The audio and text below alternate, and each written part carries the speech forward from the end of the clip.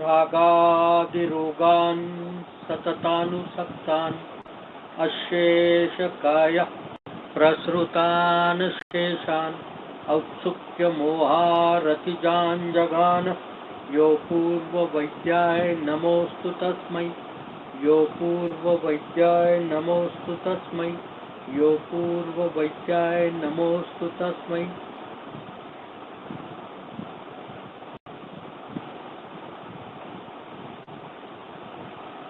आप सभी का इस 515वीं सहज नाड़ी परीक्षा प्रशिक्षण कार्यशाला में हार्दिक स्वागत है। यह कार्यशाला उन वैद्यों के लिए है जो हमें यह निश्चित रूप से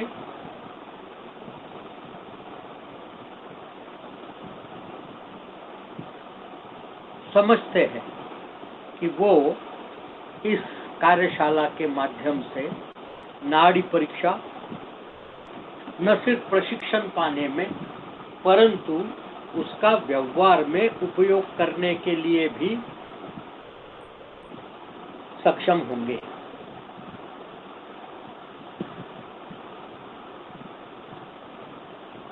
बड़ी समस्या लोगों के जहन में तब उठती है जब वे नाड़ी परीक्षा इस शब्द का विचार करते हैं।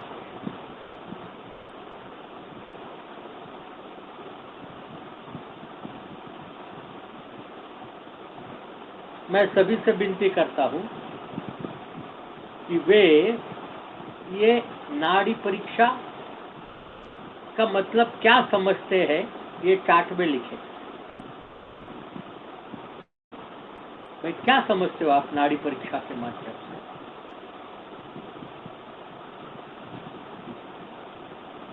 जब आपने ये शब्द सुना कि नाड़ी परीक्षा सीखने वाले हैं तो आप क्या अपेक्षा लेकर आते हैं? क्या सीखने वाले हैं? क्या मालूम पड़ेगा आपको? कैसे मालूम पड़ेगा?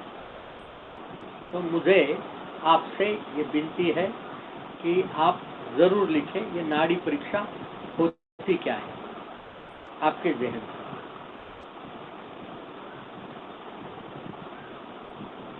क्योंकि जब तक आप उसे व्यक्त नहीं कर सकोगे कि नाड़ी परीक्षा होती क्या है तब तक आप नाड़ी परीक्षा से क्या अपेक्षा करते हो वो प्रस्थापित नहीं होता है। जब तक वो प्रस्थापित नहीं होगा नाड़ी परीक्षा आपको किस हद तक कैसे पढ़ाना है इसका रास्ता तय नहीं होगा। तो आप सभी से अनुरोध है फिर एक बार कि आप चार्ट में जाइए और वहां पर आप टाइप करिए।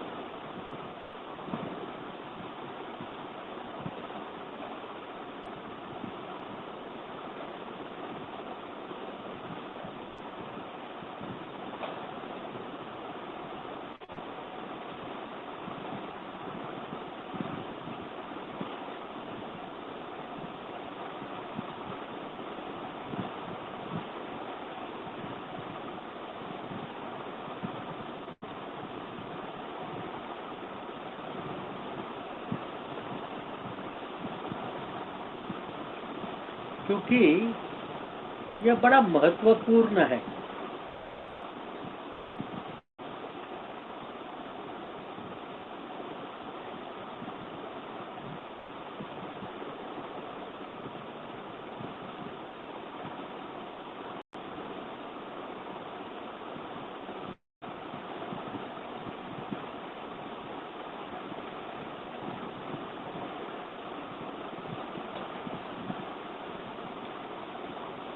जैसा मैंने अभी चार्ट में लिखा है कि आप नाड़ी परीक्षा से आप क्या समझते हो।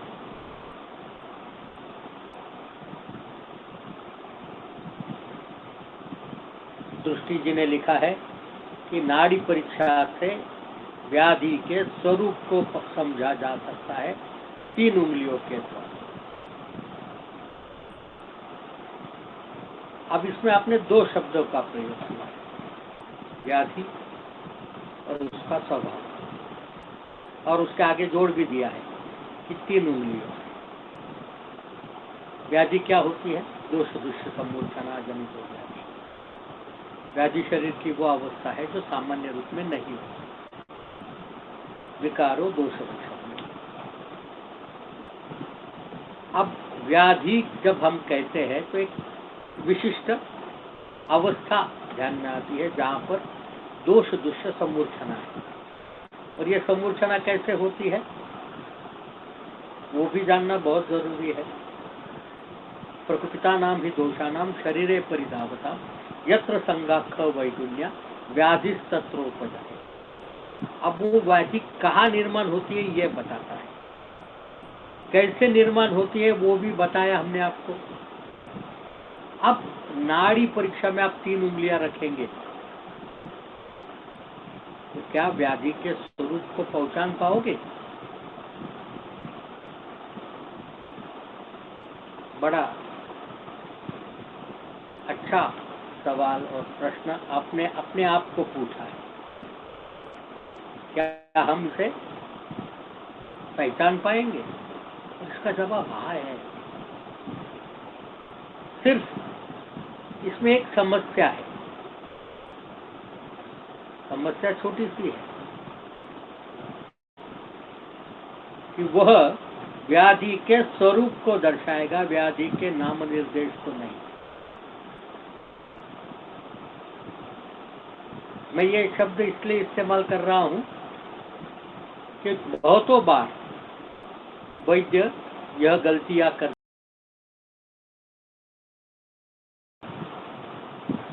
जब वे नाड़ी परीक्षा करते हैं तो व्याधि के नाम के साथ निदान करने की अपेक्षा करते हैं। तो क्या व्याधि के नाम का निदान होगा? तो इसका जवाब ना है। इसमें दूसरी गलती भी समाहित है।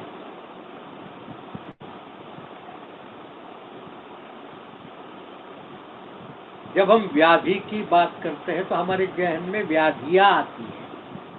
अम्वात आया, हृदरोग आया, राजक्षमा आया, प्रमेय आया, संदिग्ध वाप आया, ग्रहणी आई।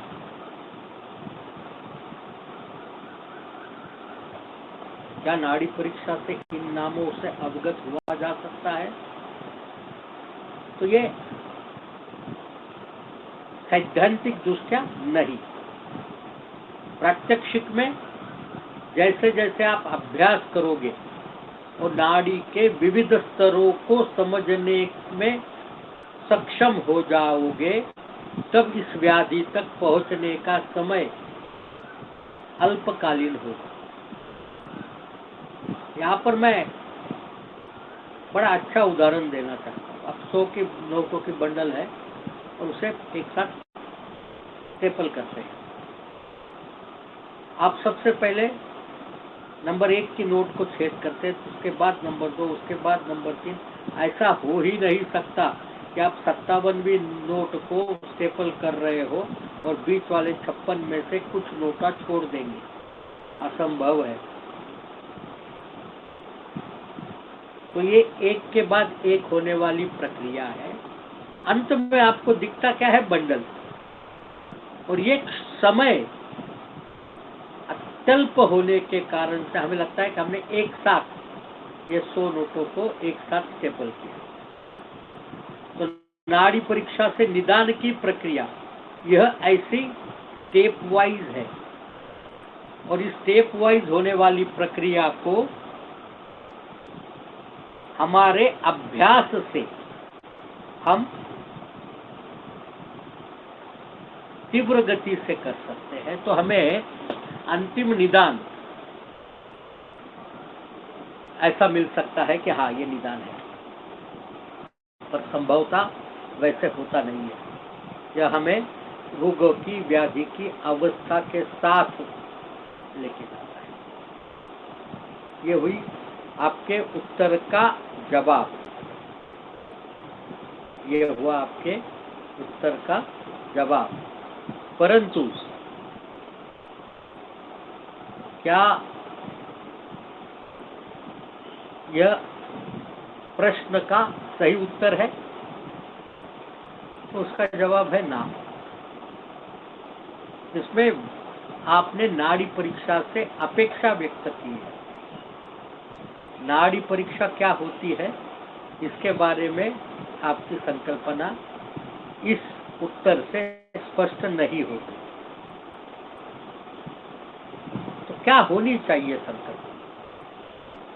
भाई, दो शब्द है नाड़ी परीक्षा में, नाड़ी और उसकी परीक्षा।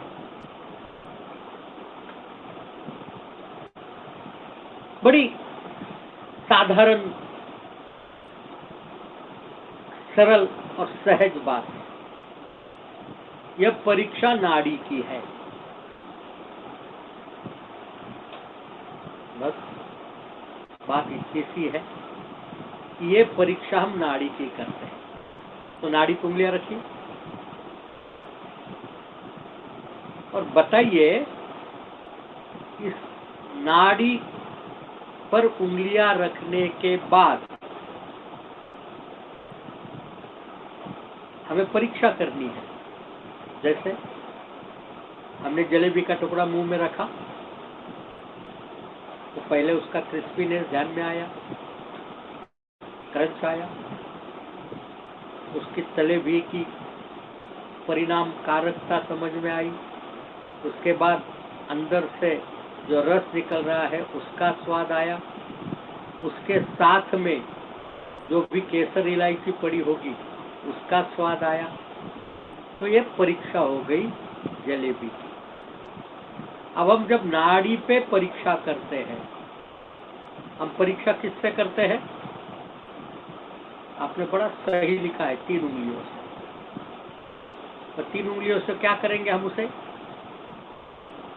उंगलियों से एक ही चीज कर सकते हैं, स्पर्श। उंगलियों से ना आप देख सकते हो, उंगलियों से ना आप गंध ले सकते हो, उंगलियों से ना आप उसका रस का ग्रहण कर सकते हो, उंगलियों से ना उसका शब्द सुन सकते हो। तो जो हमारे पंचेंद्रिय से ज्ञान ग्रहण की प्रक्रिया होती है, उससे मात्र एक ही प्रक्रिया का अवगमन इस चीज में होगा, तो उसका स्पर्श का पता चले। देखिए जरा, लिखिए क्या मिलता है आपको स्पर्श में। चार्ट में लिखना, क्योंकि यह वर्कशॉप है, ध्यान में रखना, लेक्चर सीरीज नहीं है। यहाँ पर हम लेक्चर देंगे, आप सुनेंगे, आप घर जाएंगे टाइम पास करेंगे। यहाँ पर आपको हर स्टेप पर पढ़ाया जाए। ये प्रक्रिया हम आपको बिल्कुल आने वाले 5 दिनों में नाड़ी परीक्षा कहाँ करना, कैसे करना, क्यों करना, किस प्रकार से क्या कहाँ मिलेगा, हम नाड़ी के 5 स्तरों का अवगमन करेंगे और 5 स्तरों में नाड़ी को देखते हुए हम उसे समझने का प्रयास करें। दृष्टि जी, आपने सही लिखा, you can feel the pulse. अब पल्स ये शब्द जो है वो बड़ा नाड्या, नाड़ी, नलिकाम सदृशम। क्या आपको नलिका फील होती? आपने कहा कि आपको पल्स फील होती है, मतलब क्या फील होता है?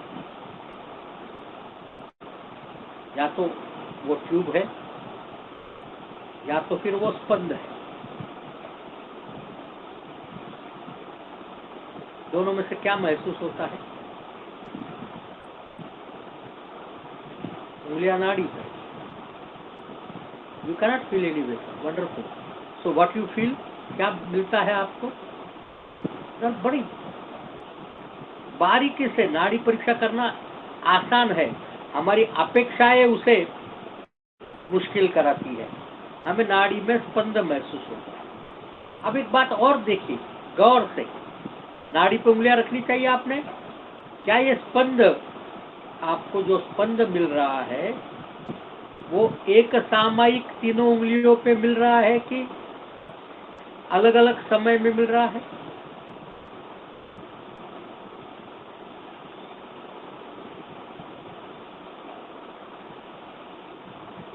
तीन उंगलियां रखिए, रखिए, और आपको ये महसूस करना है कि ये स्पंद एक कालिक होता है तीनों उंगलियों पे या अलग अलग समय पर होता है?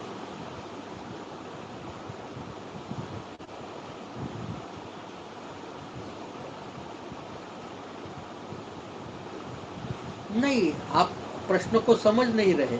मैंने आपको इंटेंसिटी का शब्द ही नहीं पूछा, तीव्रता की बात ही नहीं। बात है हमने तीन उंगलियां रखी, क्या हमें तीन उंगलियों पर एक साथ महसूस होता है या अलग अलग महसूस होता है?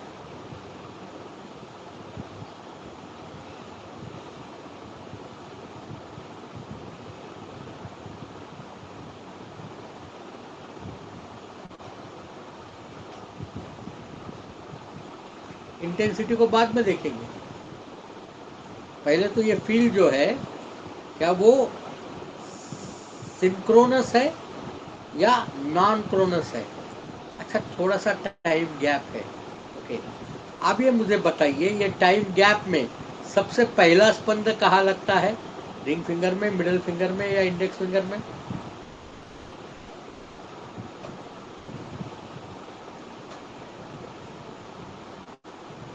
क्या तीनों पे लगता है एक के बाद एक, या अलग अलग लगता है?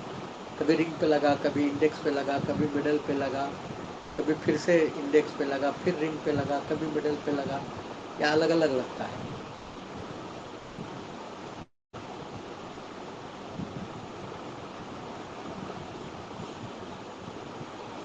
It is not to be think, it is to be felt. आपको सोचना नहीं है, उंगली रखनी है नाड़ी पे, आपको इंडेक्स फिंगर पे फील हुआ, आपने कहा कि थोड़ा सा टाइम गैप पे दूसरे पे फील होता है, तो पहले इंडेक्स पे फील हुआ, बाद में मिडल पे, बाद में रिंग पे हुआ, या तो इंडेक्स पे ही फील हो रहा है, मिडल और रिंग पे हो ही नहीं रहा, या सिर्फ इंडेक्स और रिंग पे हो रहा है, या इंडेक्स या मिडल पे हो रहा है, वो भी अलग अलग समय पर हो रहा है?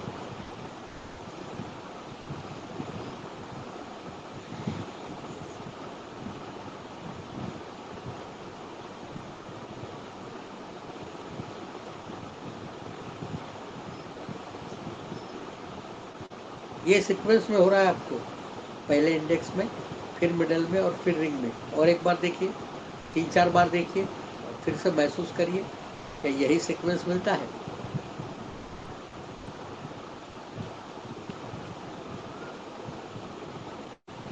क्या आपको पहले इंडेक्स में फील होता है, बाद में पता नहीं चलता है?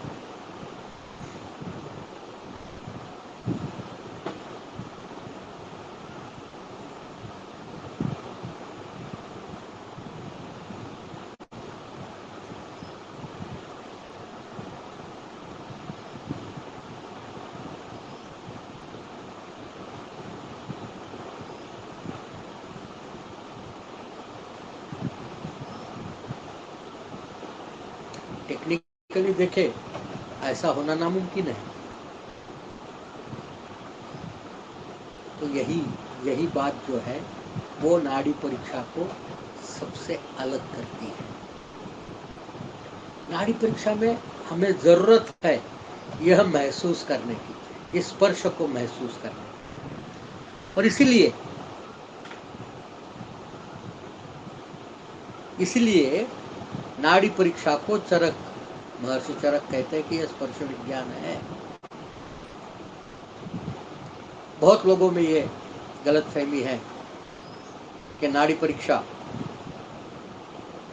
सारंगधर के बाद आयुर्वेद शास्त्र में आई। शारंगधर, रत्नाकर, भाव प्रकाश, योग रत्नाकर, बसवराज्यम, कनाथकूट नाड़ी विज्ञान, रावणकूट नाड़ी विज्ञान, और ना जाने कितने ग्रंथ। पर ये सभी 13वीं शती के बाद भारत में आए। ऐसी बात नहीं है। नाड़ी परीक्षा न सिर्फ भारत में, पर समूचे विश्व में अनादिकाल से है। उसका कारण बड़ा स्पष्ट है।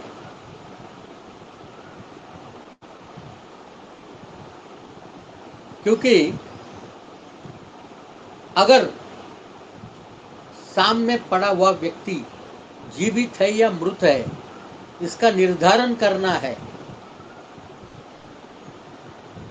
तो हमें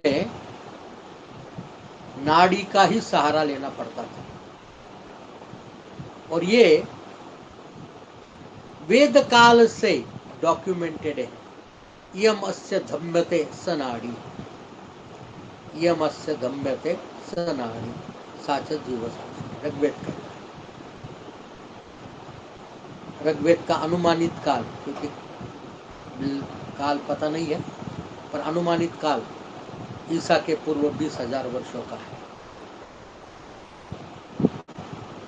यमस्य धम्यते स नाड़ी, जहाँ धमन होता है वो नाड़ी।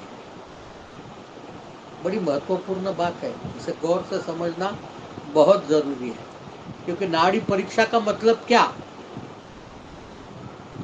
ये समझना है तो हमें ये पूरी प्रक्रिया को समझना पड़ेगा।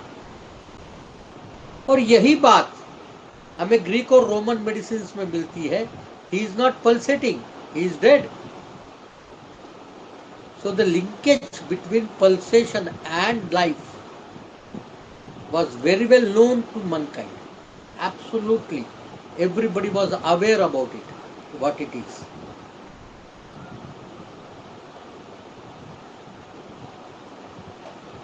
ये डॉक्यूमेंटेड है ईसा पूर्व 8,000 वर्ष,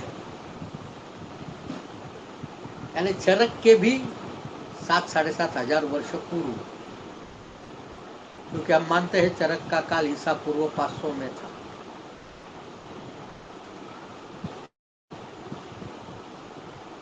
क्या इसके प्रणेता चरक है? नहीं।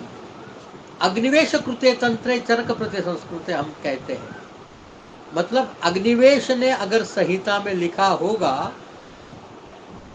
तो वो निश्चित रूप से चरक के पूर्व में है। और अग्निवेश ने लिखा हुआ संपूर्णतः उपलब्ध नहीं था, इसलिए चरक को उसका प्रतिसंस्करण करना पड़ा। इसका मतलब अग्निवेश के काल के तकरीबन 500,000 वर्ष बाद चरक आया होगा। और अग्निवेश ने लिखे हुए सिद्धांतों में से एक सिद्धांत है, चरक इंद्रिय स्थान 3 में वर्णित किया गया, सततम स्पंदमानानाम अस्पंदनम परासुरीति विद्यात्। सततम स्पंदमानानाम अस्पंदनम परासुरीति विद्यात्। और उसके अगले वाले लाइन में वो लिखते हैं, यस्य मन्यागते स्पंदनानाम च अस्पंदनम परासुरीति विद्यात्। और देखो मेरे मित्रों, आज अग्निवेश के बाद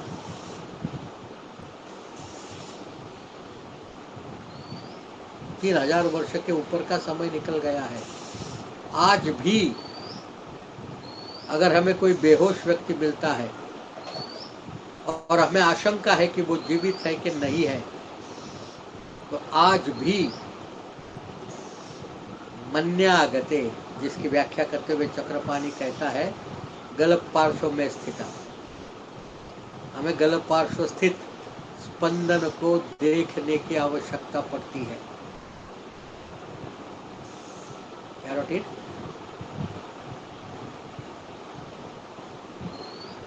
इतना सटीक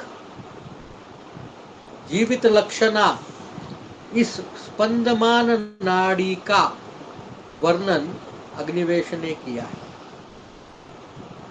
मैं आपसे विनती करूंगा,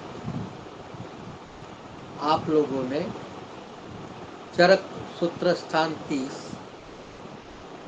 चरक इंद्रिय स्थान 3, चरक विमान स्थान 5 और चरक सिद्धि स्थान 9 चरक सूत्र स्थान 30 है। दश महामूलीय सूत्रीय अध्याय।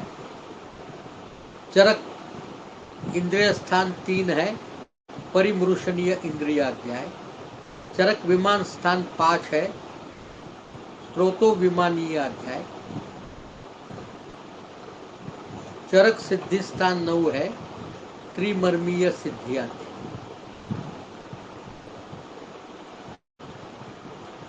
तो मित्रों, यह देखना बहुत जरूरी है कि नाड़ी परीक्षा के प्रगत सिद्धांत हमें इन 4 अध्यायों में मिलते हैं। उदाहरण के रूप में मैं चरक स्त्रोतो विमानीय अध्याय का एक सूत्र देना चाहता हूँ। वो कहता है त्रिणी कोट्यानी नाड्या। देयर आर 3 टाइप्स ऑफ नाड़ी। 3 प्रकार की नाड़ियां होती है।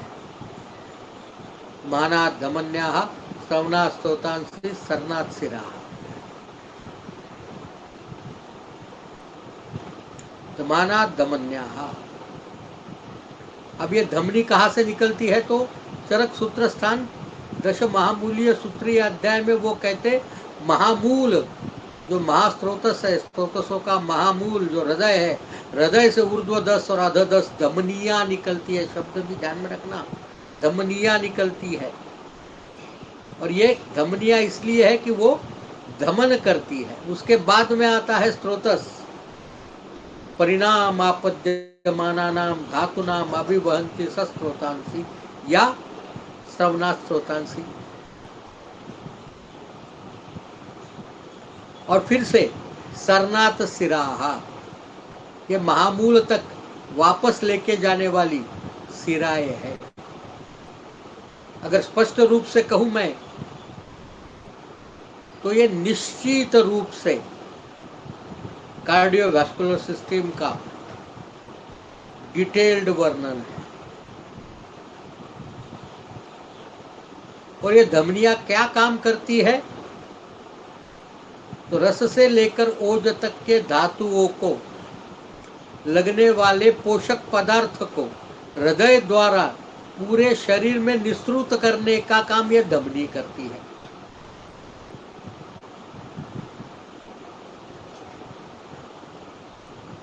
और इस परिभ्रमण का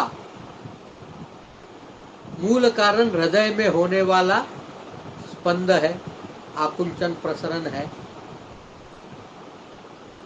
और ये आकुंचन प्रसरण के कारण से ही धमन पैदा होता है धमनियों में, जो धातुओं के पोषक पदार्थों को लेके जा रही है। इन धातुओं के पोषक पदार्थों को धातुओं तक पहुंचाता कौन है? तो वो है श्रवणात् स्त्रोतांसी। और जो जमा करके वापिस लेकर जाता है हृदय तक, वो है सिरा, सरनाथ सिरा। हृदय इन सब के बीच में, मध्य में, केंद्र में। वर्णन भी क्या मस्त किया हुआ है।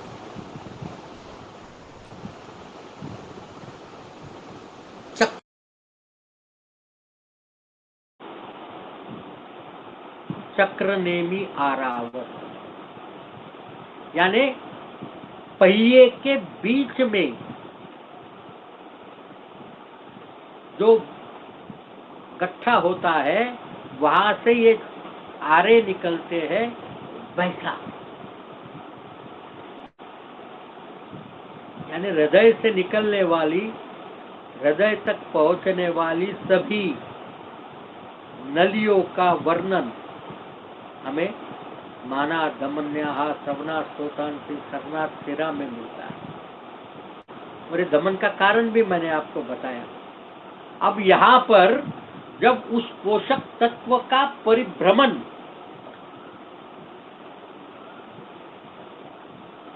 इन नलियों के मार्फत होता है, तो एक धमन पैदा होता है। और इन पोषक द्रव्यों में जो गुणात्मक परिवर्तन होगा, वो परिवर्तन हमें उस पोषक द्रव्य के परिवहन करने वाली इन नलिकाओं के धमन में महसूस होगा। कहता है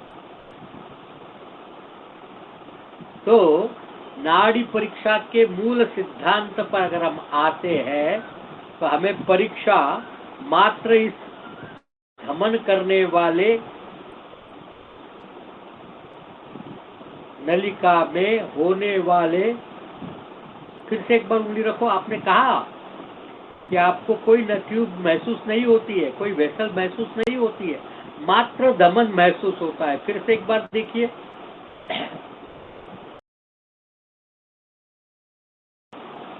फिर से एक बार देखिए, ये महसूस क्या होता है आपको?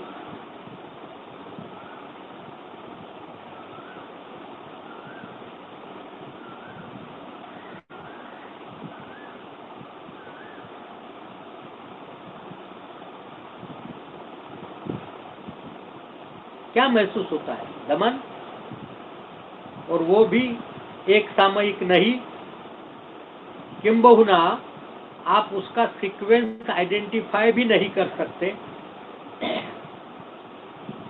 निश्चित रूप से इतना ही कह सकते हैं,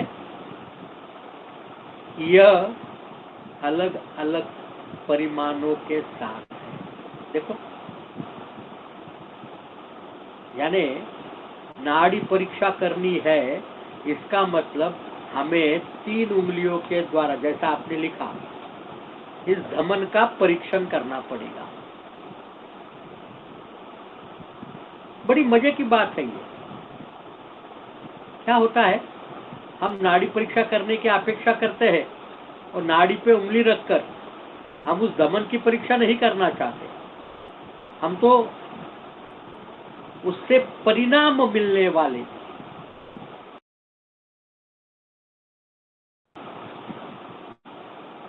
उससे परिणाम स्वरूप में प्राप्त होने वाले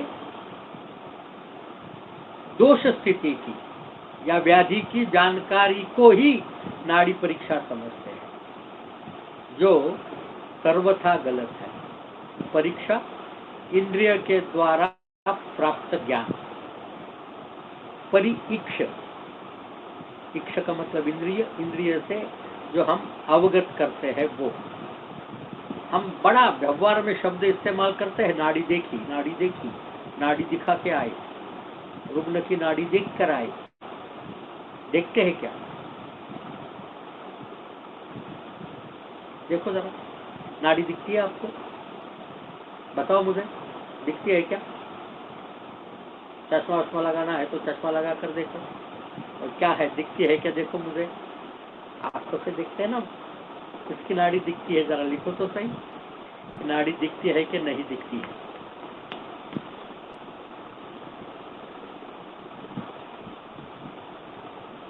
नहीं दिखती है, मतलब नाड़ी देखना है। ये वाक प्रचार नाड़ी के स्पर्श के ज्ञान के लिए है।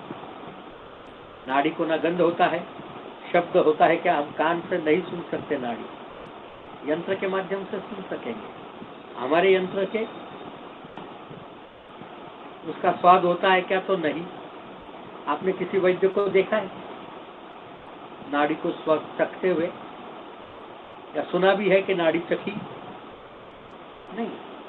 नाड़ी को हम स्पर्श मात्र करते हैं। वनिस्पत की ये स्पर्शनेन्द्रिय सर्वेंद्रियों में सर्व प्रधान है और सर्वेंद्रिय स्पर्शनेन्द्रिय गोचर है, ऐसा चरक महर्षि बार बार कहते हैं। और इसलिए नाड़ी को स्पर्शन करने को भी नाड़ी देखना ही कहते हैं। आज से तकरीबन 125-130 साल पहले, जब तक ईसीजी का इजाद नहीं हुआ था, कार्डियोग्राम का, 1922-23 में पहला कार्डियोग्राम बना, तब तक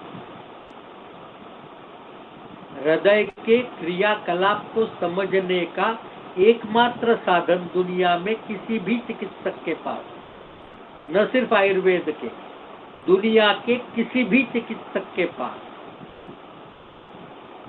सिर्फ नाड़ी थी। और ये बात अधोरेखित है सभी ग्रंथों में, सभी चिकित्सा ग्रंथों में। आयुर्वेद में भी तो है ही, यूनानी चिकित्सा में जो ग्रीक और रोमन मेडिसिन से प्राप्त चिकित्सा पद्धति है, 5वीं शताब्दी में मोमेडियन चिकित्सा पद्धति। नब्ज की परीक्षा, नब्ज सनासी उनकी मूलभूत नैदानिक प्रक्रिया का हिस्सा है। अगर हम ट्रेडिशनल चाइनीज मेडिसिन, एक्यूपंक्चर आदि को देखें तो वहां भी हमें नाड़ी परीक्षा यह मूल परीक्षा के रूप में प्राप्त दिखता है। बड़ा मजेदार बात है, बहुत ही मजाकी। अगर हम लिटरेचर देखते हैं तो नाड़ी को अक्सर कहा गया था its expression of the heart, its expression of the heart. नाड़ी परीक्षा का वर्णन हम देखने जाए तो हमें इजिप्शियन पिरामिड्स में मिले हुए पेपर रोल्स में मिलता है। चिकित्सा की उन सभी विधाओं में जहां भी डॉक्यूमेंटेशन हुआ है वहां पर सभी जगह पर नाड़ी परीक्षा मिलती है।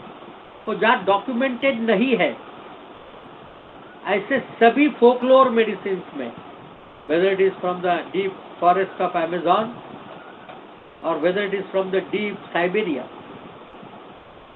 extreme climate condition, extreme geographical condition, extreme social condition, सभी पृथ्वी के सभी खंडों पर जहां कहीं भी चिकित्सकीय काम होता है वहां पर नाड़ी के द्वारा परीक्षण करने की प्रक्रिया का अवलंब अवश्यम भावी किया गया है। और कारण एक ही है, बड़ा महत्वपूर्ण कारण, क्योंकि जब तक व्यक्ति जीवित है तब तक उसके शरीर में, उसके नाड़ी में स्पंद का निर्माण होना यह अविरत चलने वाली प्रक्रिया है।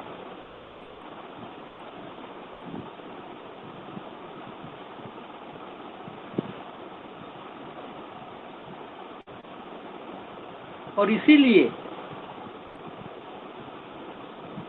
हमारे तो छोड़ो, अंग्रेजी साहित्य में भी हमें ये वर्णन मिलता है। शेक्सपियर लिखता है, A physician should not prescribe by letter, he should prescribe by pulse। यानी नाड़ी देखे और उसके अनुपात में अपना चिकित्सा व्यवस्था पत्र लिखे।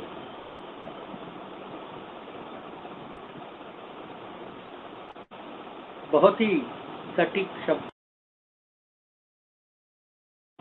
हमें यह ध्यान रखना बहुत आवश्यक है कि नाड़ी परीक्षा का मतलब हमारे उस धबकारे देने वाले नली का होने वाले स्पंदनों का उंगलियों द्वारा किया गया स्पर्श परीक्षण है। अब सवाल आगे आता है कि ये क्यों निर्माण होता है, स्पंदन निर्माण होता ही क्यों है? भाई वहन करना था कर देता, हार्ट धकेलता बॉडी में, रोल ऑन करता, पूरे शरीर में घूमता, लिम्ब घूमती, हमारे शरीर में कोई स्पंद पैदा नहीं होता, हमें पता भी नहीं चलता। हमारे शरीर में हवा चलती है, कोई स्पंद पैदा नहीं होता। हमारे डाइजेस्टिव सिस्टम में अन्न का पूरा मूवमेंट होता है, कोई पता नहीं चलता।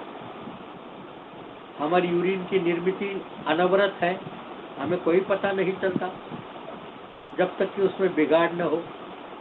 परंतु इस हृदय के साथ जुड़ी हुई नलिकाओं में उस रस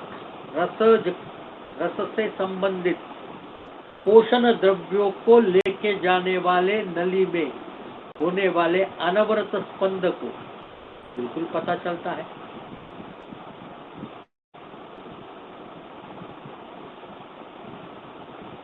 निसर्ग की खेल है ये। और ये क्यों होता है? क्योंकि हार्ट की स्पेसिफिक प्रक्रिया,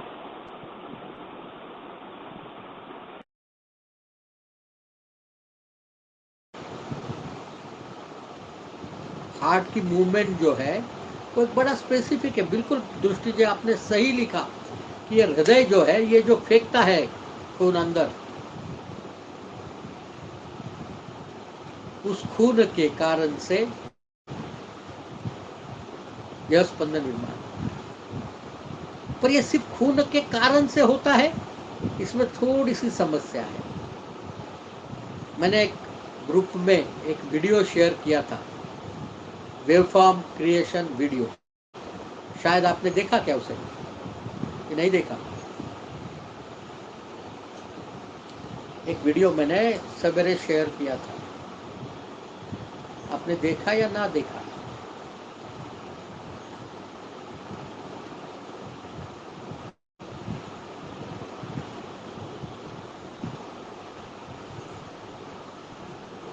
इस हृदय की मूवमेंट जो बड़ा खास है, it's a very strong mechanical movement, and that mechanical movement is contraction of the left ventricle. Of course, the entire heart goes in contraction. हम अगर कार्डियक साइकिल को देखते हैं जो 0.8 सेकेंड का है, इसमें से कॉन्ट्रैक्टेबिलिटी जो है वो 0.2 सेकेंड की है और 0.6 सेकेंड रिलैक्सेशन या डीपोलराइजेशन का होता है।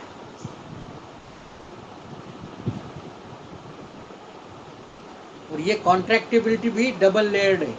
पहले एट्रियल कॉन्ट्रैक्शन होगा ऊपर का पोर्शन, उसके बाद में नीचे का पोर्शन, उसके बाद में इससे 3 गुना का समय का गैप है। ये धीरे धीरे खुलेगा, ब्लड वापस आएगा, ठुक ये खुलेगा, फिर ये बंद होगा। अब ये पूरी प्रक्रिया में हमें इसको साइने मूवमेंट कहते हैं और इसको कारण है sinoatrial nodes, atrioventricular nodes, Purkinje fibres, bundle of His, ये जो इलेक्ट्रिकल करंट पैदा करते हैं और ये बंडल ऑफ हील्स के पर्किंजे फाइबर से मायोकार्डियम तक जाते हैं, जिससे मायोकार्डियम कॉन्ट्रैक्शन में जाता है। लेफ्ट वेंट्रिकुलर कॉन्ट्रैक्शन ये particularly strongest contraction, rather left ventricle is the strongest muscular part of the entire heart. Reason is very simple, उसको खून पूरे हृदय में पहुंचाना है। अगर आप खड़े हो तो अगेंस्ट ग्रेविटी, और इतने फोर्स से पहुंचाना है कि वो फोर्स ही उसको वापस लाने के लिए वेन्स में से मदद करे। It's a very strong activity and it creates a waveform, a mechanical waveform in the entire arterial system of the body, and which is followed by the blood flow, which is an outcome of that ventricular contraction, left ventricular contraction. So now there is a dual movement. One movement is the waveform which is created because of the mechanical force, contracting force acting by left ventricle into the entire arterial system, followed by feeling that waveform is the blood flow which is going in the arterial system due to that left ventricular contraction, the contraction which caused the waveform. This dual movement is the basic cause of pulse formation. And of course the sine movement. Sine movement is the relaxation, the depolarization. This together is a characteristic of the pulsation. Keep your fingers on the pulse.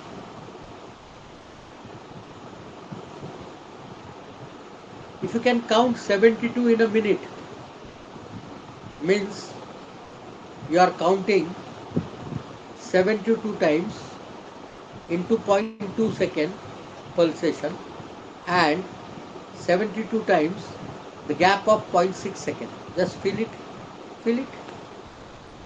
Whether that pulsatory time is 1/3 of that gap. That's important. ये अगर आपके समझ में आवे तो नाड़ी परीक्षा है। पूरा गेम नाड़ी परीक्षा का इसमें है। ये दो ही चीजों में है। दो चीज क्या? The pulsatory time, gap time the mechanical wave form and the feeling, यह इसका फिजियोलॉजी है नाड़ी परीक्षा। इतिहास में हमने देखा कि ये तो आदिकालीन है, वेद काल से नाड़ी परीक्षा चली आ रही है। वेस्टर्न मेडिसिन, जिसे हम आज के तारीख में एलोपैथी कहते हैं, इसका पूर्वकालीन जो चिकित्सा पद्धति जिसको ग्रीको रोमन मेडिसिन कहते हैं, जिसके इवॉल्व होते होते आज की एलोपैथी बनी है, उसके अनेकों विशेषज्ञों ने, चिकित्सकों ने नाड़ी परीक्षा पर लिखा है। मैं बहुत स्पेसिफिक गैलेन का नाम देना चाहूंगा। उसने 9 किताबें नाड़ी परीक्षा पर लिखी। कब? चरक के बाद पर सुश्रुत के पहले, ईस्वी सन 131 से 200 उसका काल था। उस काल में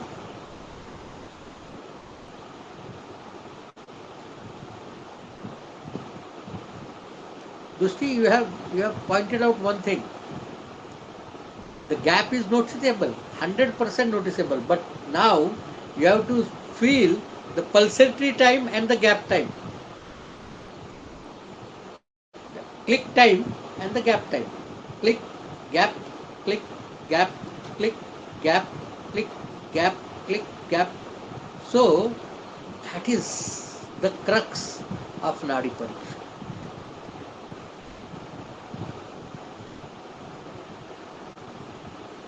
यह अगर आप देखोगे तो नाड़ी परीक्षा आपके लिए बड़ी आसान गेम है। हम नाड़ी परीक्षा को नाड़ी की परीक्षा के रूप में नहीं समझते, रुग्ण परीक्षा के रूप में समझते हैं। यह रुग्ण परीक्षा नाड़ी परीक्षा से जरूर होती है, पर वो अनुमानित है, अनुमान प्रमाण है। वो नाड़ी पे उंगली रखने से रुग्ण की परीक्षा सीधी नहीं होती। और इसीलिए जब हम परीक्षा की बात करते हैं तो परीक्षा की बात में हमें प्रमाणों की आवश्यकता होती है। एक प्रत्यक्ष प्रमाण है, एक अनुमान प्रमाण है, एक आप्तोपदेश है।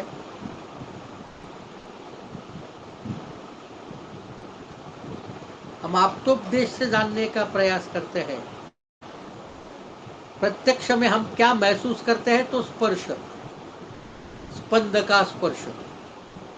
और अनुमान करते हैं। अनुमान कैसे करते हैं? तर्क युक्ति से। तर्क और युक्ति को जागरूक रखते हुए हम अनुमान करेंगे।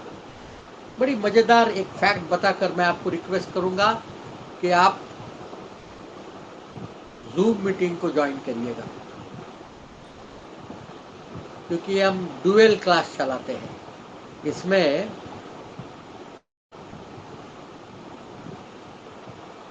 आपको ऐप में नाड़ी परीक्षा करते हुए हम जूम में भी आपको दिखाने का प्रयास करते हैं। ये जो नाड़ी परीक्षा हो रही है, इस नाड़ी परीक्षा में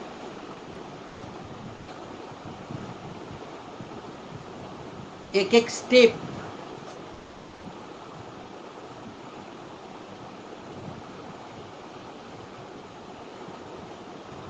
by practice you can concentrate on all the 3 fingers. Initially it is difficult to keep all your concentration on the 3 fingers in a sync. Please join the Zoom. We'll do certain experiments for Nadi Pariksha. Very good.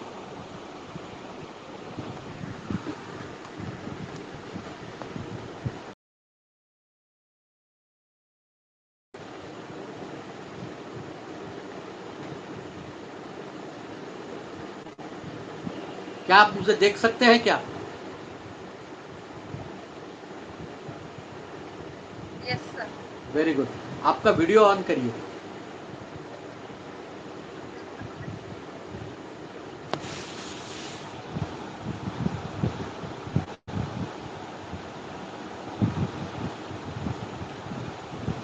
आपने उसमें से अपने आप को out कर लिया क्या? हाँ सर, उसका भी ऑडियो सुनाई दे रहा था इसलिए। ठीक है, ऑडियो ऑफ कर सकते हैं। वहाँ पे Anyway, ध्यान में रखिएगा, क्योंकि रिकॉर्डिंग में फिर आपका ये पोर्शन जो है हम जो बता रहे हैं वो रिकॉर्डिंग में नहीं आएगा। मैं जूम रिकॉर्डिंग आपके साथ साझा नहीं कर पाऊंगा, पर जो भी है वो आपका रिकॉर्डिंग में मेरे बोलते हुए दिखेगा। ठीक है, पहली तो बात, मैंने ज्वाइन कर लिया।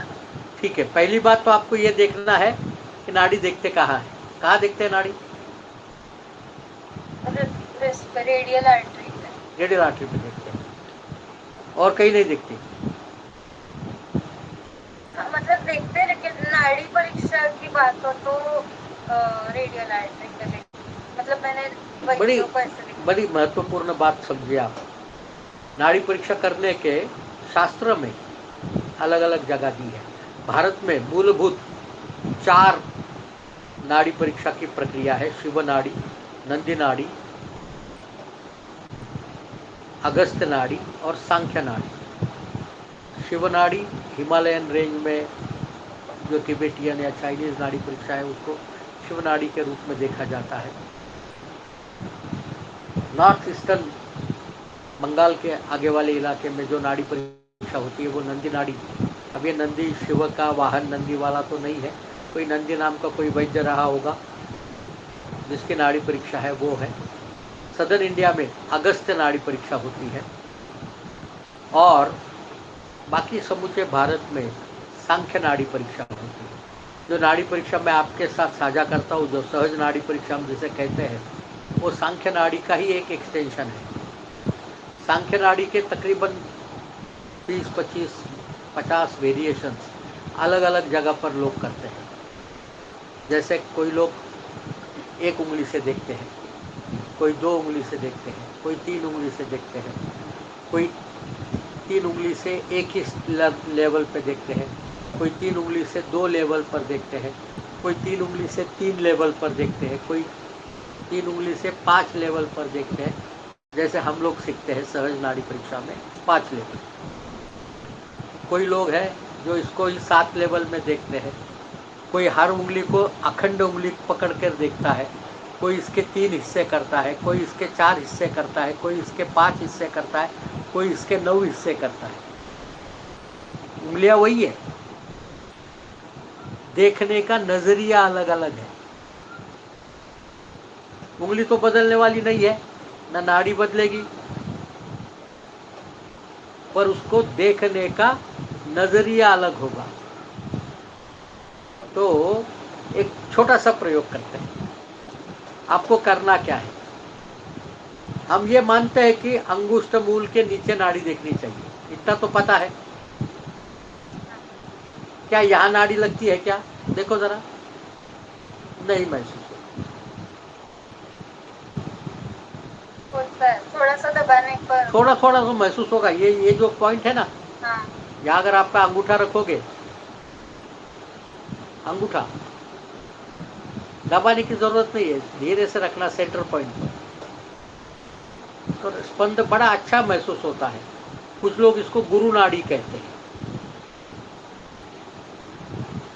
सहज नाड़ी परीक्षा में गुरु नाड़ी या यहाँ की नाड़ी इसका वर्णन नहीं है, पर शास्त्र में वर्णित है। शंख, अपांग, मन्या, कक्षा, कुरपुर, मणिबंध, वंशन, जानू, गुल्फ और पाद, और छोटी छोटी उंगलियों पर। अगर आप ऐसा पकड़ के रखोगे, देखो भला, स्पंद महसूस होता है?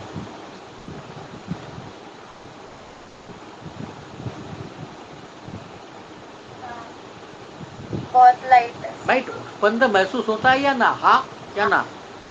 उसका जवाब हाँ है। ये सब जगह पर स्पंद महसूस होता है, और उसके बावजूद हम परीक्षा कहाँ करते हैं? तो हाथ पे करते हैं। मल्टीपल रीजंस है। तो पहले तो एक काम करते हैं, आप एक काम करो, 1 उंगली लो आपकी, और यहाँ से लेकर यहाँ तक, यहाँ से लेकर यहाँ तक, और यहाँ से लेकर यहाँ तक, कहाँ कहाँ स्पंद मिलता है उसको महसूस करके उस पर क्रॉस करो। यहाँ मिलता है। लिखो, क्रॉस करो उसको पेन से। इधर हाँ हाथ पे। जहाँ स्पंद मिलता है उस स्पॉट पे, तभी तो ध्यान रहेगा आपको, नहीं तो ध्यान कैसे रहेगा।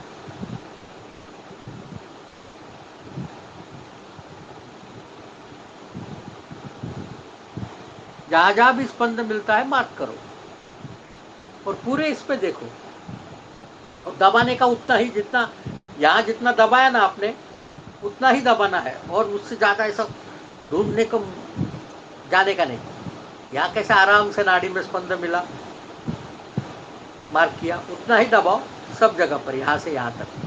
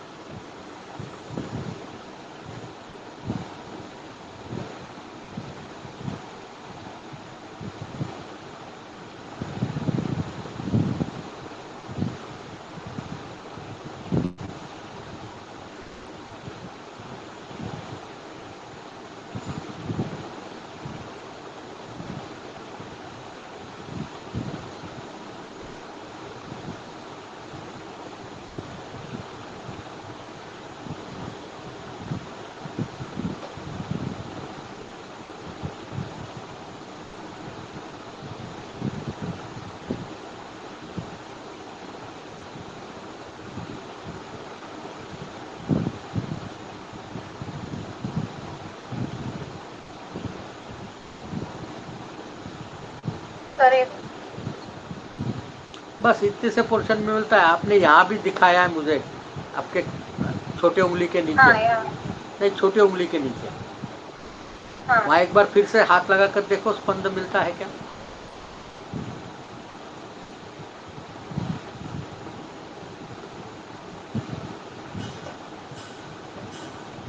हाँ तो आपकी अल्नर जो है उसका थोड़ा सा एनाटॉमिकल वेरिएशन है, वरना अल्नर यहाँ पर स्पंद हमें नहीं महसूस कराती है। अल्नर डीप होती है, डीप जाकर यहाँ से अंदर जाकर आर्क पैदा करती है यहाँ पर, और रेडियल से मिलती है। ये आर्क जो है वो हमें यहाँ पर गुरु नाड़ी के रूप में मिलता है। या नीचे कहीं भी स्पंद नहीं मिला, बराबर है, इतने एरिया में, वो भी इतने लिमिटेड एरिया में मिला, उसके बाद सीधा कुरकुर संधि पे मिलता है, बराबर है। अब ये तीनों चीजें अगर आप देखोगे तो तीनों एक लाइन में है, मैंने देखा नहीं, आप देखो एक लाइन में है ना तीनों। हाँ, हाँ ये कारण है क्योंकि ये रेडियल आर्टरी जो है यहाँ जहाँ नाड़ी देखी जाती है, वो रेडियल आर्टरी शरीर की सबसे सुपरफिशियल आर्टरी है। Rather it is the only subcutaneous artery of the body, it is the only subcutaneous artery of the body. अब ये ओनली सबक्यूटेनियस होने के भी फायदे नुकसान सब है, क्योंकि ओनली सबक्यूटेनियस होने के बाद उसके बाद त्वचा के सीधा नीचे न डीप फेशिया है न कुछ, हमारे स्किन के डायरेक्ट कांटेक्ट में अगर कुछ है तो वो है रेडियल आर्टरी का लोअर 1/3 पोर्शन।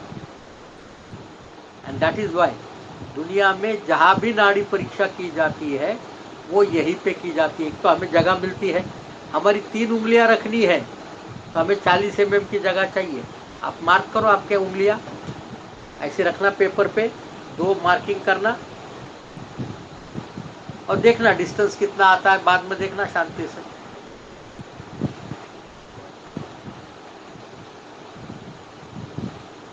अब एक्सपेरिमेंट एक और करते हैं।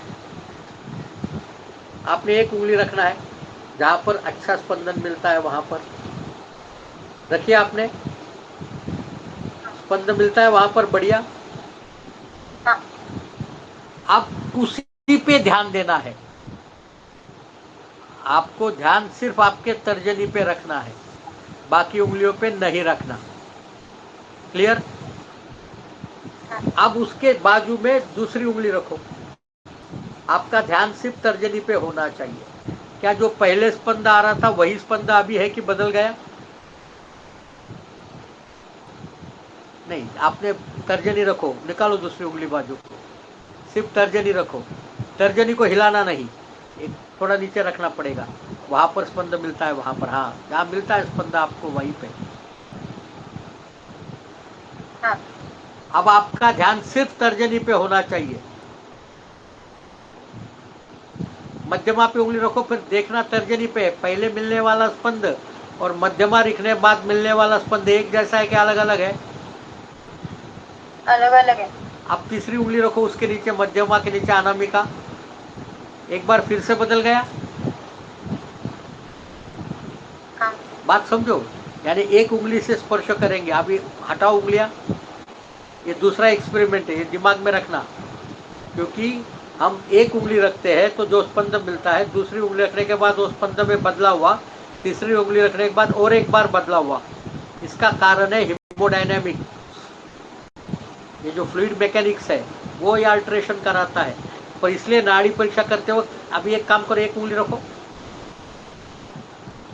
महसूस किया आपने?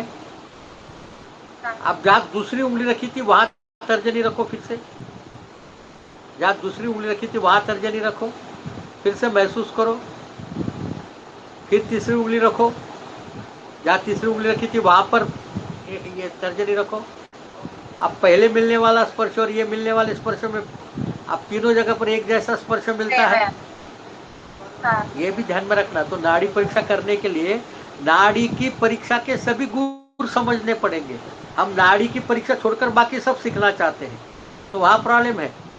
हम नाड़ी की परीक्षा नहीं सीखना चाहते, हम नाड़ी के परीक्षा नहीं, नाड़ी के परिणाम सीखना चाहते हैं। और आप ये चाहते हैं कि ये परिणाम मैं आपको बताऊं, जबकि परीक्षा किसे करनी है? आपको परीक्षा करनी है, तो आपको परीक्षा करते आनी चाहिए। मैं परीक्षा के परिणाम बताऊंगा, आपके कोई काम के नहीं आएंगे। आप कहीं भी लेक्चर सुनेंगे, वो आपको बताएगा देखो सर्पगति मिली, और सर्पगति है, इसको देखो वात स्थान पे सर्पगति मिली, और इसके ये तो देखो बृहदांत्र में मिली, तो इसके बृहदांत्र में वात की प्रक्रिया है, मतलब वहां पर कोई वात की विकार हुआ, इसका मतलब वहां संकोच हो गया है। तो atrophic changes in the large intestine आपके क्या काम में आया? आपको सुनने को बड़ा अच्छा लगा, उंगली रखा है, उसको पूछा, हाँ हाँ साहब यहाँ पर मेरे स्ट्रिक्चर है, उसने बता भी दिया। मरे आपको क्या काम आएगा? हमें नाड़ी परीक्षा सिखानी है आपको। नाड़ी परीक्षा से चमत्कृत नहीं कराना है। चमत्कृत करने के लिए बहुत लोग बैठे हैं। आप आएंगे हमारे कभी, हम लोग पेशेंट देखते हैं तब चमत्कृत होना, पर यहाँ पर तो हमें नाड़ी परीक्षा करनी सीखनी है, और वो स्टेप बाय स्टेप ही होगा। वह स्टेप बाय स्टेप ही संभव है। अगर आप ये स्टेप बाय स्टेप करोगे तो नाड़ी परीक्षा आपके लिए बहुत आसान गेम है। ये नहीं करोगे तो नाड़ी परीक्षा एक डिफिकल्ट गेम है। मैं एक छोटी सी रिक्वेस्ट करना चाहता था आपको। मैं भूल गया, मेरा कल एक 7 बजे लेक्चर है। क्या कल का क्लास हम 1 घंटा पहले ले सकते हैं, 5 बजे? सर एक्चुअली मेरा 5 बजे कॉलेज छूटता है, तो मैं 5:30 बजे तक घर आती हूँ। प्रॉब्लम क्या है, मुझे यहाँ से निकलना पड़ेगा 6:15 6:15 बजे ही, क्योंकि मैं रहता हूँ गोरेगांव में, मुंबई का एक इलाका है गोरेगांव, वहाँ पर मेरा क्लिनिक है जहाँ से मैं अभी बात कर रहा हूँ। और मेरा क्लास, में दिमाग से बिल्कुल हट गई बात जब मैंने ये प्लान किया। मैंने जब आज कैलेंडर देखा तब पता चला कि मेरा कल शाम को 7 बजे एक लेक्चर है। तो क्या हम कल 5:30 के आसपास शुरू कर सकते हैं? हाँ सर। थोड़ा जल्दी कर सकेंगे तो देखिए आप पॉसिबल हो तो। सर मैं 5:15 बजे तक ज्वाइन कर सकती हूँ। हाँ, तो हम 5:15 बजे करेंगे, क्योंकि आप है और एक और है बंदा, 2 ही लोगों ने ज्वाइन किया है। तो कल 5:15 बजे करेंगे। मैं टाइम टेबल में चेंज कर देता हूँ, 5:15 से लेके 6 सवा 6 तक करेंगे। जो ये बचे हुए 15 मिनट का प्रोग्राम है वो हम परसों वाले इसमें ऐड कर देंगे, ज़्यादा लेंगे 15 मिनट। हाँ, समस्या आपको छुड़ाऊंगा नहीं मैं ये गारंटी देता हूँ कि आज से जब ये शनिवार होगा, शनिवार को आप सिर्फ नाड़ी परीक्षा नहीं, नाड़ी परीक्षा के निदान करने में भी सक्षम होंगे। हाँ, समय लगेगा। ये समय इसलिए लगेगा क्योंकि प्रैक्टिस करेंगे तो वो फिर वेरिएशन समझने में फायदा होगा। पर हमेशा ध्यान में रखना, आप पढ़ी लिखी है क्या? हाँ, अभी BMS सेकेंड ईयर। अच्छा, बीए में सेकेंड ईयर में, मतलब पढ़ी है। हाँ। तो कैसे पढ़ाई शुरू की आपने? मतलब पढ़ाई पढ़ाई की होगी ना कभी तो जिंदगी में, शुरू किया होगा ना, फर्स्ट सेकंड थर्ड, हाँ या प्ले ग्रुप, केजी, हाँ, अपर केजी, जूनियर केजी, ये सब किया होगा। जूनियर, हाँ प्ले ग्रुप से। प्ले ग्रुप से किया। तो आपने प्ले ग्रुप में जाते ही रागादि रोगान सत्तानुसत्तान अशेषकाय प्रस्तुतान शेषान अवसुख मोहारतिजान जंगान कहा, या कुछ Jack and Jill went up the hill to fetch the pail of water, Jack fell down the brick, ऐसा सीखा? क्या सीखा? पहले पोएम्स सीखी, पोयम सीखी, ABCD। उसके बाद फिर एबीसीडी सीखा। जिंदगी में पहली बार जब ए लिखा था, कैसा लिखा था आपने, याद है क्या कुछ? परफेक्ट तो नहीं लिखा होगा। परफेक्ट छोड़ो, याद भी नहीं आ रहा होगा। हाँ, हमने तो कुछ तो याद भी नहीं लाइन आता। खींची होगी, फिर हमें धीरे धीरे पकड़ पकड़ कर सिखाया होगा, ऐसा करेंगे तो ये ए है, बराबर है ना? तो हाँ नाड़ी भी एक भाषा है, ये भाषा है, हृदय का संवाद है अवयवों के साथ।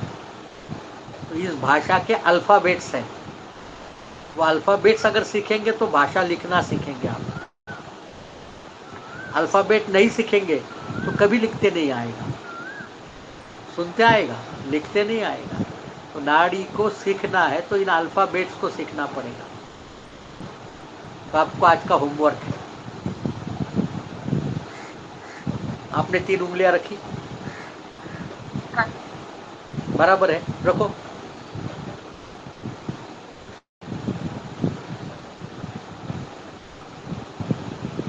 क्या 3 उंगलियां आपकी एक जैसे चल रही है, एक उस पर स्पंद एक जैसा चल रहा है, क्या अलग अलग है? अलग अलग। बस, बढ़िया। अभी आपको करना क्या है, एक चार्ट बनाना है, इसमें पहले कॉलम में नंबर डालने 1 to 50, हाँ। दूसरे कॉलम में हाँ टाइम लिखना है, कितने बजे देख रहे हैं आप। तीसरे कॉलम में उस वक्त आप क्या कर रहे हैं वो लिखना है। हाँ चौथे कॉलम में इंडेक्स फिंगर, पांचवें में मिडल, छठे में रिंग फिंगर। हाँ जहां पर आपको स्पंद मिले, वो कितना भी मिले, बिल्कुल हल्का सा के लिए बहुत स्ट्रांग तक, जो भी मिले, मिले तो टिक करना, ये पॉसिबल है।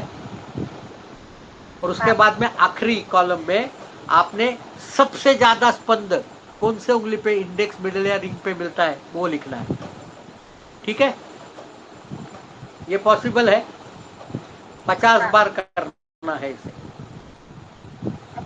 दूसरा, हमने दोष धातु मल का एक प्रेजेंटेशन आपके साथ साझा किया है, उसको ढंग से देखना, क्योंकि नाड़ी परीक्षा की अगली सब बातें जब होगी वो आयुर्वेद शास्त्र पर आधारित है। उसमें आपको दोष धातु मल का आना, अभी आप सेकेंड ईयर में, तो फर्स्ट ईयर अभी अभी पास हुई है, तो याद भी रह रहा होगा शायद। हाँ तो पॉसिबिलिटी है कि आपको याद होगा, फिर से एक रिवाइज कर लेना। दो चीजें। तीसरी चीज बहुत इंपॉर्टेंट है, 50-60 स्ट्रॉ लाना, पतले वाले स्ट्रॉ, नारियल पानी पीने वाला देता है ना, वो पतला वाला स्ट्रॉ, हार्ड हाँ वाला नहीं। आप मॉल में जाकर जो हार्ड वाला लेते हैं वो नहीं, जो पतला वाला प्लास्टिक का स्ट्रॉ आता है, वैसे हाँ 40-50 स्ट्रॉ लेना। छुरी गरम करके एक साइड दबा देंगे तो वो सील हो जाएगा एक साइड से। उसमें घर में जितने भी आइटम है अलग अलग, एक एक में भरना, एक में एक आइटम, नमक है, शक्कर है, राई है, जीरा है, गेहूँ है, चावल है, चने हैं, उड़द दाल है, मूंग दाल है, आटा है, मैदा है, रवा है, जितने भी आइटम घर में हो, तेल है, घी है, छाछ है, दही है, दूध है, जितने भी आइटम आप भर सकते हो, 50-60-100, वो भरना, और दूसरे साइड को भी सील कर देना। ये कर सकेंगे? हाँ हाँ, ये करके कल हाँ। दिखाना मुझे। तो कल इसका एक्सपेरिमेंट मैं आपको बताऊंगा, इससे क्या सीखने वाले हैं आप। ये बहुत इंपॉर्टेंट है, लोग बाग इसका प्रयोग नहीं करते हैं। यह सीखेंगे तो नाड़ी पे, क्योंकि देखो स्पर्श है ना, तो हमें स्पर्श पता चलना चाहिए। आपने शर्ट टी शर्ट पहना है, कॉटन का है कि सिल्क का है? कॉटन। क्यों? वो मतलब फील करने फील के करते हैं ना बाद कॉटन, पता चला। पता चलता है ना कॉटन है। सिल्क और हाँ कॉटन में डिफरेंस कर सकती हो क्या आप? हाँ। क्या ऐसा होगा कोई जूट का कपड़ा आपको देख कहे ये सिल्क है और आप मान लोगी? नहीं, क्यों? जूट रफ होता है बहुत। आपको पता है सिल्क। क्योंकि आपने पहले उसको स्पर्श किया है। बस यही प्रक्रिया आपको नाड़ी में दोहरानी है। फिर मिलते हैं कल शाम 5:15 बजे। हाँ हाँ, हाँ। Thank you sir. नमस्कार। और इसे कंटिन्यू रखना। इसको मैं ये जूम वाला तो डाउनलोड नहीं कर सकूँगा, पर आपको ये वीडियो हमारा अपने ऐप हाँ में देखने को मिल सकता है। अगर आप रिपीट देखना चाहें तो 1 घंटा 1.5 घंटा लगेगा इसको प्रोसेस होकर अपेयर होने में। आप उसे डाउनलोड भी कर सकोगी। डाउनलोड किया तो मुझे बता देना। एक किताब मैंने हाँ। आपको भेज दी है, दूसरे की सॉफ्ट कॉपी भेजने के लिए आपकी ईमेल आईडी की ज़रूरत है। तो आप मुझे ईमेल आईडी भेज देना। Okay sir. हाँ, तो उसकी ओके सर। सॉफ्ट कॉपी मैं आपके साथ शेयर कर दूँगा। नमस्कार। कल थैंक यू सर। 5:15 बजे। हाँ ठीक है, हाँ। मैं बंद कर दूँ?